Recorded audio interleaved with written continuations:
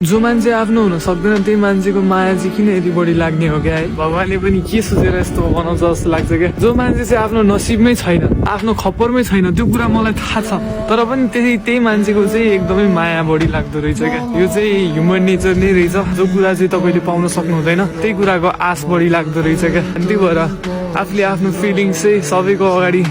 express गर्न जरुरत छैन जस्तो पनि लाग्छ बुझ्ने मान्छेले आफै बुझ्छ नबुझ्ने मान्छेले बुझ्दैन उसलाई जति रोक्न खोजे पनि जति सम्हाल्न खोजे पनि जति माया गरेर राखे पनि त्यो मान्छे जान्छ नि त्यो तपाईँको हुनै सक्दैन क्या अनि तपाईँको फिलिङ्सको कदर गर्ने मान्छे नै छैन भने के भ्याल्यु रह्यो त तपाईँले एक्सप्रेस गरेको फिलिङ्सको होइन आफ्नो नि एउटा कदर होस् है मायाको पनि एउटा कदर होस् जस्तो लाग्छ मलाई चाहिँ जो कोहीबाट पाइँदैन यस्तो कुरा चाहिँ पाइने भए भए त त्यो मान्छे तपाईँले पाउनुहुन्थ्यो नि होइन नपाउने भएर त कदर भएन नि त्यो सोच्नुपर्छ र मरिहत्ती चाहिँ कसैको लागि पनि गर्नुहुन्न जस्तो लाग्छ क्या मलाई किन मरिहत्ती गर्नु पर्यो त जब कि तपाईँले उसलाई सम्हाल्नै सक्नु हुँदैन तपाईँको नसिबमै छैन ऊ जतिसुकै तपाईँले कर गरेर पनि त्यो मान्छे तपाईँसँग हुनेवाला छैन किनकि तपाईँको नसिबमा त्यो मान्छे छैन भनेर तपाईँले बुझ्नुपर्छ फुलेको फुल एक दिन ओइलाएर जान्छ सुकेर जान्छ